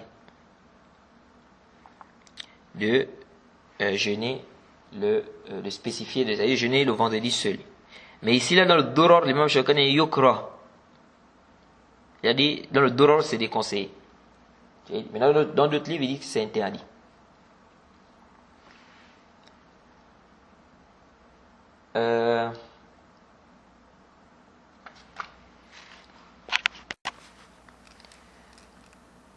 Il y a un hadith aussi qui est venu dans le Musnad d'Imam Ahmed où on dit que le prophète Mohammed sallallahu alayhi wa sallam a dit Izan tasafa Sha'ban fala tasumu. Si on est la moitié du Sha'ban, ne jeûnez pas. Bon, ce hadith fait l'objet d'un débat, mais à sahih, c'est que c'est un hadith authentique. Jahid. Parce que certains ont vu que ça contredit d'autres hadiths. Jahid. Parce qu'on a dit que le prophète jeûnait beaucoup Sha'ban. Il jeûnait beaucoup Sha'ban. Donc, comment on va dire ici, dès que la moitié de Sha'ban arrive, ne jeûnez pas? Est-ce que vous suivez? Alors, ici là, intabihu. Dans certains hadiths, on nous dit que le prophète jeûnait beaucoup Sha'ban. Donc, le mois du Sha'ban. Que le prophète jeûnait beaucoup dans le mois de Sha'ban. Il y a des hadiths qui disent même qu'il jeûnait Sha'ban sauf quelques jours. Jayid. Comment comprendre? Parce que c'est à cause de ça que certains savants, tels que l'imam Ahmed, ont rendu faible ce hadith. Ils ont dit comment le prophète ici va dire si la moitié de Sha'ban arrive, ne jeûnez pas, alors que le prophète jeûnait beaucoup dans le mois de Sha'ban. On dit sauf quelques jours. Ici, là, certains savants font le jama'. Ils ont dit il n'y a pas d'ishkal. Ici, ce qui est voulu par lorsque le mois de Sha'ban arrive, et lorsque la moitié de Sha'ban arrive, ne jeûnez pas. Ce n'est pas une interdiction catégorique là. C'est pour celui-là qui attend la moitié de Sha'ban pour jeûner. Donc celui qui attend la moitié de Sha'ban pour jeûner, on dit ici c'est pas permis. Mais celui qui a l'habitude de jeûner le mois de Sha'ban et qu'il jeûne, il est dans la moitié de Sha'ban, il n'y a pas d'ishkal. Il n'y a pas d'ishkal. Donc, à sahih, le hadith, on ne peut pas dire que le hadith est daif parce que on dit non, ça vient contredire d'autres hadiths qui disent que le prophète jeûnait le mois de Sha'ban. Il jeûnait beaucoup le mois de Sha'ban. On dit il n'y a pas de contradiction ici. L'interdiction, c'est pour celui qui attend le mois de Sha'ban. Lui, il fait un tarsus. Il attend le mois de Sha'ban pour jeûner. Et on dit là, si le mois de Sha'ban arrive, tu n'as pas le droit de faire ça. Si la moitié de Sha'ban arrive, pardon, tu n'as pas le droit de faire ça. C'est-à-dire celui qui attend la moitié de Sha'ban, pas le mois de Sha'ban. Celui qui attend la moitié du mois de Sha'ban pour jeûner. Il attend la moitié. Quand on arrive à la moitié du mois de Sha'ban, c'est là où il commence à jeûner. On dit là. Mais quelqu'un qui a l'habitude de jeûner et qu'il arrive à jeûner à la moitié du mois de Sha'ban, celui-là n'a pas d'ishkal. C'est-à-dire son jeûne coïncide à la moitié du mois de Sha'ban, il n'a pas d'ishkal pour ça. Et ceci pour regrouper entre les textes. Alors, une autre question ici, c'est la question du jeûne de samedi. Le jeûne de samedi. On a un hadith, le hadith de Somma bint Busr. On dit Anna Rasulullah sallallahu alayhi wa sallam قال لا تصوموا يوم السبت إلا فيما افترض عليكم فإن لم يجد أحدكم إلا لآح عنب أو عود الشجر فليمضغها. Apporté par les 5. Donc c'est apporté par Bidaoud, Tirmizi, Nasaï, Ibn Majah, Ahmed. On dit que le prophète a dit ne jeûnez pas le samedi sauf le jeûne obligatoire. Sauf le jeûne qui a été obligé sur vous. Et si l'un d'entre vous ne trouve rien à manger, ou si l'un d'entre vous ne trouve rien à manger, qu'il mâche même le morceau de l'écorce de l'arbre, ou le bois d'un arbre, qu'il mâche cela. Alors, ce hadith déjà fait l'objet d'un débat entre les savants. Certains savants disent que c'est muttarib. C'est hadith muttarib. On a déjà expliqué dans le Nuzra qu'est-ce que ça veut dire hadith muttarib. Parce qu'on dit tantôt, on rapporte ça. C'est Khalid ibn Ma'dan qui rapporte ça d'Abdullah ibn Busr. Tantôt on rapporte ça de Khalid ibn Abdullah ibn Busr, de sa mère.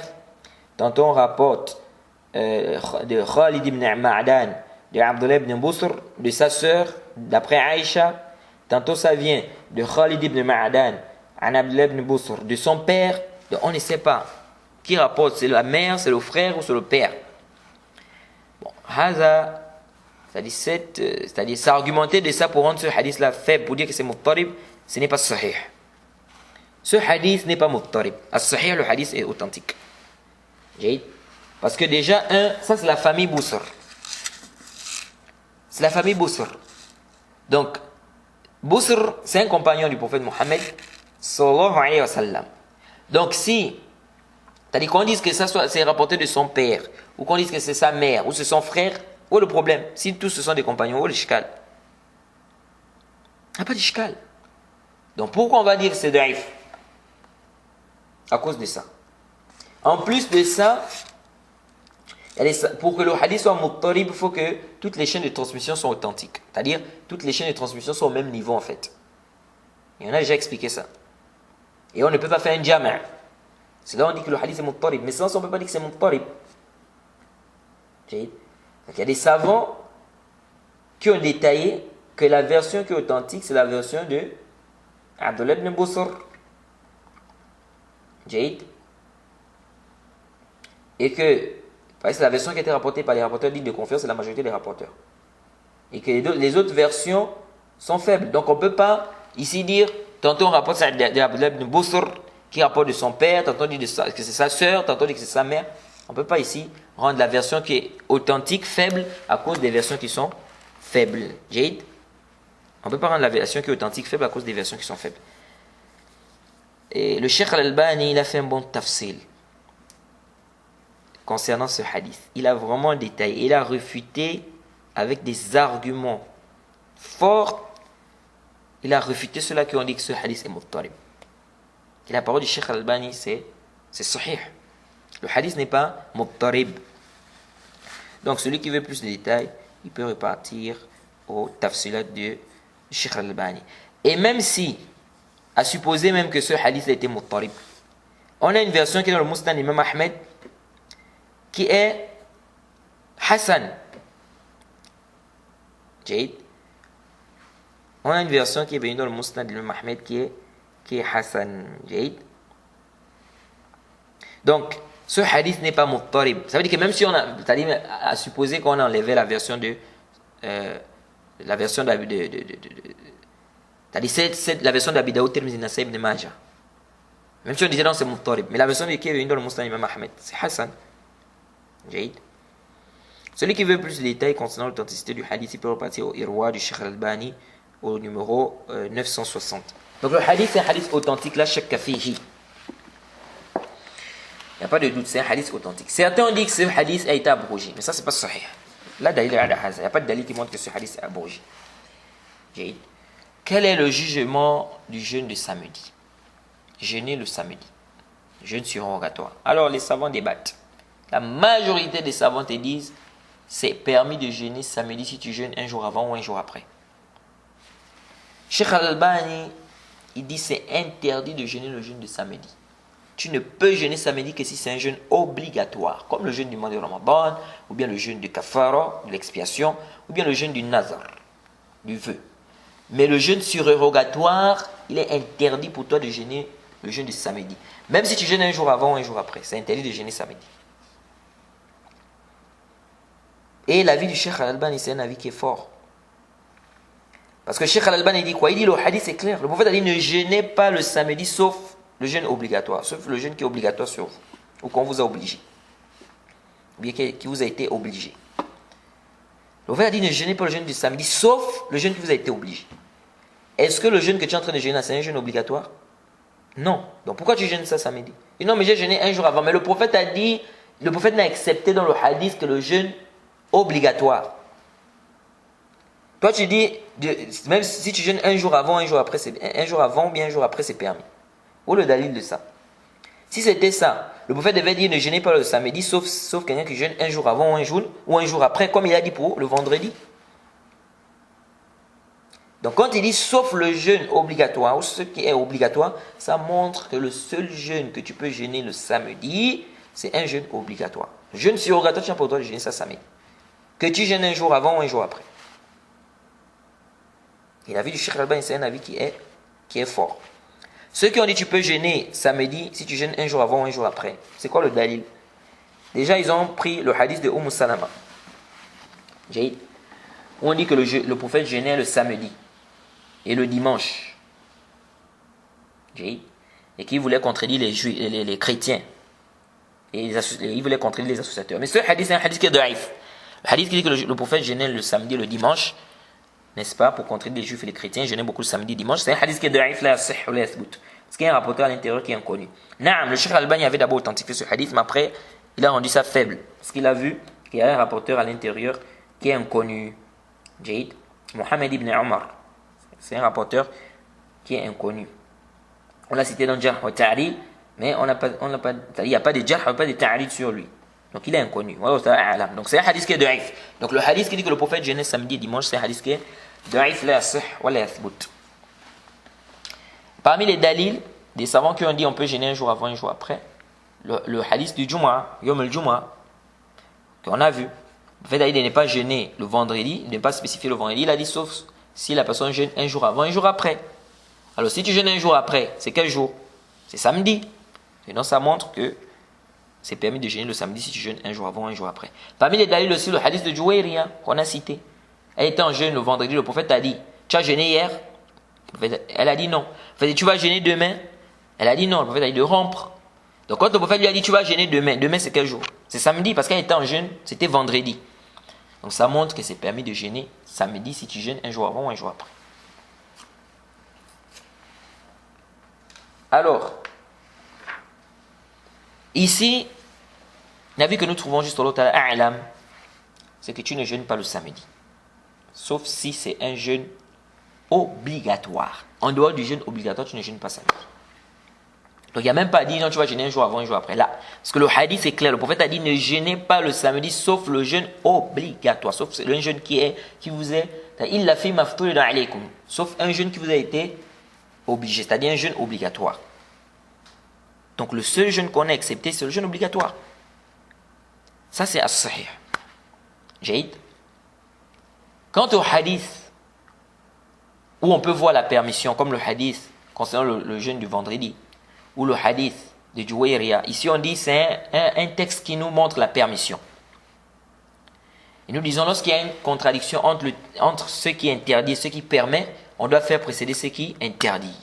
Al-hadir muqaddama ala al-mubih. Ça, c'est lorsqu'on ne peut pas faire un jama'. Lorsqu'on ne peut pas faire un jama', c'est-à-dire lorsqu'on ne peut pas trouver un terrain d'entente entre les textes, ici, l'on fait précéder le texte qui interdit sur le texte qui permet. C'est une qaïda usuliyya. Al-hadir muqaddama ala al-mubih. C'est pourquoi le Cheikh Al-Albani a dit, on fait précéder le texte qui interdit sur le texte qui permet. Le hadith qui dit de jeûner, qui interdit de jeûner le samedi sauf un jour avant ou un jour après, c'est clair que quand on voit ce hadith-là, on voit bien une permission de jeûner le samedi. Si c'est un jour avant ou un jour après, c'est-à-dire si c'est un jour après, c'est-à-dire si tu as jeûné, c'est-à-dire si tu veux jeûner vendredi, on voit bien qu'il y a une permission de jeûner ici le samedi. Parce qu'il a dit, il a interdit de jeûner le vendredi sauf un jour avant ou un jour après. Quand on regarde le hadith de Juwayriya, on voit aussi la permission.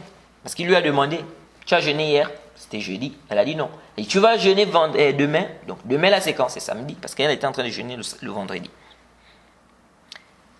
Donc ici on dit al-hadir muqaddama ala al-mubih. Ce qui est interdit, on fait préciser ça sur le texte qui... On fait préciser le texte qui est interdit sur le texte qui permet. Jay. Il y en a qui disent aussi le jeûne de Daoud. Quand tu jeûnes un jour avant, un jour après. Et tu jeûnes un jour, tu rends un jour. Tu jeûnes un jour, tu rends un jour. Ils disent, tu vas forcément tomber un samedi. Nous disons la même chose. Que si ça tombe un samedi, tu ne jeûnes pas. Al-hadir muqaddama ala al-mubih. Parce que nous disons à cette personne, la personne qui nous dit ça, on dit à cette personne, Jade, Mumtaz, le jeûne de Daoud, tu jeûnes un jour, tu peux rompre un jour. Tu jeûnes un jour, tu peux rompre un jour. Tu rends un jour, tu jeûnes un jour. Tu rends un jour, tu jeûnes un jour. Tu dis donc ça peut tomber un samedi. On dit celui qui jeûne un jour et qui rend un jour, ça peut aussi tomber le Yom al-Eid. Ça peut aussi tomber le jour de la fête. Est-ce que tu peux jeûner ici? Bittifaq al-ulama, par consensus des savants. Si le jeûne de Daoud tombe un jour de Eid, un jour de la fête, tu n'as pas le droit de jeûner. Il est légiféré de jeûner lundi et jeudi. Mais si le jeûne de lundi et jeudi, là, ça tombe un jour de fête, par consensus des savants, tu n'as pas le droit de jeûner le jeûne surrogatoire. Là. Pourtant, il est légiféré, c'est même préférable de jeûner le lundi et le jeudi. Mais si le lundi et le jeudi tombent un jour de fête, donc le Yom al-Eid, tu n'as pas le droit de jeûner le lundi ou le jeudi là. Il dit que non, mais c'est préférable de jeûner lundi et jeudi, on va te dire. Ici, c'est interdit parce que le prophète interdit de jeûner le jour de la fête. Donc ici, on voit qu'on a fait précéder l'interdiction sur la permission. C'est la même chose ici. Si le jour de Daoud, le jeûne de Daoud tombe un samedi, tu ne jeûnes pas. Tu ne jeûnes pas. Donc là, ishkal. Là, ishkal. Jade. Donc il n'y a pas de problème ici. Donc on dit, tu nous dis, il est préférable de jeûner lundi et jeudi. Il est préférable de jeûner le jeûne de Daoud. Mais si le jeûne de Daoud tombe le jour de Eid, le jour de la fête, ou bien le jeûne de lundi et jeudi, ça tombe le jour de la fête. Donc ça tombe, la fête c'est un lundi ou un jeudi. Ici, là, par consensus des savants, tu n'as pas le droit de jeûner. Pourtant, c'est préférable de jeûner lundi et jeudi, c'est préférable de jeûner les jours le jeûne de Daoud. Mais ici, par consensus, tu n'as pas le droit de jeûner. Donc, on a fait précéder l'interdiction sur le texte qui permet. Donc ici, c'est la même chose. Si il est permis de jeûner le jeûne de Daoud, il est permis de jeûner le jeûne de Ashura, etc. Mais si ça tombe un samedi, tu ne jeûnes pas. Parce qu'on a interdit de jeûner samedi, sauf le jeûne obligatoire. Et ces jeûnes-là, ce ne sont pas des jeûnes obligatoires. Ça, c'est l'avis que nous trouvons juste au A'lam. Et certains ont dit comme Cheikh Al-Albani. Cheikh Al-Albani, il a dit le hadith de Juwayriya. Le hadith où le prophète lui a demandé, elle était en train de jeûner le vendredi, le prophète lui a demandé, tu as jeûné hier, tu vas jeûner demain. Elle a dit non, il a dit de rompre. Et certains ont pris ça comme dalil pour dire que c'est permis de jeûner le samedi. Jade. Cheikh Al-Albani a dit, ce hadith, quand il a médité, il a vu que le hadith là ne contredit pas le hadith qui interdit de jeûner samedi sauf le jeûne obligatoire. Il dit après, quand il a médité sur le hadith, il a vu que ça ne contredisait pas le hadith qui interdit de jeûner le samedi. Le samedi sauf le jeûne obligatoire. Obligatoire. Ici, le Cheikh Al-Albani dit Juwayriya, elle est en train de jeûner le vendredi. Il a interdit de jeûner vendredi seul. Elle n'a pas jeûné le jeudi. Donc ça devient obligatoire pour elle de jeûner le samedi. Parce qu'il a interdit de jeûner vendredi seul. Donc il faut jeûner un jour avant, un jour après. Donc du moment où elle n'a pas jeûné le jeudi, suivez attentivement, et qu'elle en jeûne vendredi, parce qu'elle ne connaissait pas le hukum, donc ça devient obligatoire pour elle de jeûner le samedi, sinon elle tombe dans l'interdiction. Donc il dit ici que ça ne contredit pas le hadith qui dit de ne pas jeûner samedi sauf le jeûne obligatoire. Il dit parce que même le jeûne là, c'est un jeûne qui est devenu obligatoire. Donc ça rentre dans le hadith. C'est-à-dire, quelqu'un ne connaît pas le hukm, le jugement. La personne en jeûne vendredi. On dit à cette personne, ça devient obligatoire pour toi de jeûner le samedi, sinon tu tombes dans l'interdiction. Et donc, si ça devient obligatoire pour toi de jeûner samedi, pour ne pas tomber dans l'interdiction, donc ça ne contredit en rien le hadith qui dit de ne pas jeûner samedi sauf le jeûne qui est obligatoire. Parce que là, ce jeûne est devenu obligatoire. Donc le jeûne de Juwayriya, c'est comme si le Cheikh Al-Albani veut nous faire comprendre que le jeûne de Juwayriya du samedi, ça devient obligatoire sur elle. Donc quand le prophète a dit tu vas jeûner demain, ça ne contredit pas le hadith qui interdit de jeûner le jeûne de samedi, sauf le jeûne obligatoire. Parce que ici ça devient obligatoire pour elle de jeûner le samedi. Jade, ça c'est ce que le Cheikh Al-Albani a dit concernant ce hadith. Mais en réalité, la parole du Cheikh Al-Albani concernant ce hadith, la fihi nazar. Fihi nazar.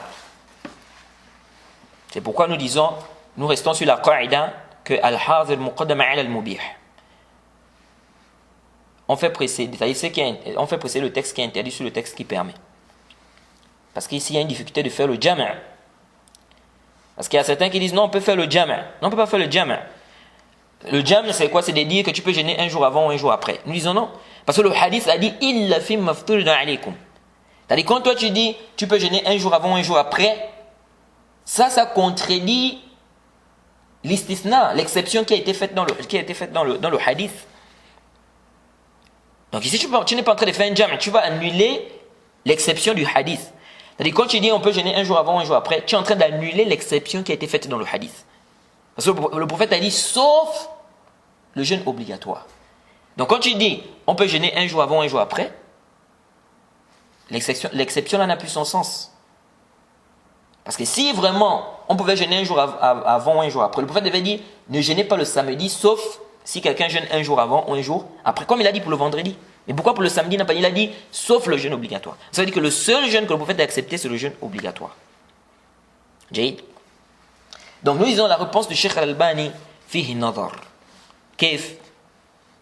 Cheikh Al-Albani nous dit le hadith de Juwayriya ne contredit plus, ou ça ne contredit pas. Quand il a médité, il a vu que ça ne contredisait pas le hadith qui interdit de jeûner le jour de samedi, sauf le jeûne obligatoire. Parce qu'il dit si ça devenait obligatoire pour Juwayriya de jeûner samedi, et donc si ça est devenu obligatoire, ça rentre dans le hadith qui dit sauf le jeûne obligatoire. Donc ça c'est un jeûne obligatoire, ça devient un jeûne obligatoire pour elle, donc ça ne contredit pas le hadith. Mais hadha fihi nazar. Pourquoi fihi nazar? Parce que dans le hadith, le prophète a dit quoi? Le prophète lui a dit tu vas jeûner demain. Tu vas jeûner demain. Le prophète lui a dit tu as jeûné hier. Elle a dit non. Il a dit tu vas jeûner demain. Elle a dit non. Il a dit il faut rompre. Si c'était obligatoire, le prophète devait lui donner. Ici, c'est comme si ici, le prophète lui a donné un choix. Si c'était obligatoire, le prophète devait lui demander tu vas jeûner demain. Il ne devait pas lui demander ça, il devait lui dire de jeûner demain, obligatoirement. Le prophète Mohammed sallallahu alayhi wa sallam devait lui dire de jeûner le lendemain obligatoirement. Donc quand le prophète lui demande tu vas jeûner demain, ça montre que ce n'est pas une obligation pour elle de jeûner le samedi. Et si c'était une obligation, le prophète ne devait pas lui dire tu vas jeûner demain. Est-ce que vous suivez? Donc quand le prophète lui dit tu vas jeûner demain, ça montre que ce n'était pas une obligation pour elle de jeûner le samedi. Donc la parole du Cheikh Al-Albani là vraiment fihi nazar. Wallahu ta'ala a'lam. Donc ici nous disons, voilà, la personne ne doit pas jeûner le jeûne de samedi sauf le jeûne obligatoire. Quant au hadith où on voit qu'il y a une permission de jeûner quand même le samedi, on dit ces hadiths-là permettent, et le hadith de Abdullah ibn Busr interdit, on dit le texte qui interdit prévaut sur le texte qui permet. Lorsqu'on ne peut pas trouver un terrain d'entente. Ça, c'est une qaïda usuliyya. Et ici, là, parce qu'il y a des gens qui disent on peut faire un jam'. Le jam', c'est de dire tu peux jeûner un jour avant, un jour après. On dit non, on ne peut pas faire un jam' ici. Bah, si tu fais le jam' que tu veux faire là, ça annule l'exception qui a été citée dans le hadith. Wallahu ta'ala a'lam. Donc voilà un peu ce qu'on peut dire par rapport au jeûne de samedi. Je pense qu'on a traité un peu les masaïl que l'imam Shawkani a cité ici. On s'arrête ici, on demande qu'à nous facilite, qu'à nous donne la compréhension de la région. Wa subhanaka Allahumma bihamdik, wa ashhadu an la ilaha illa anta astaghfiruka wa atubu ilaik.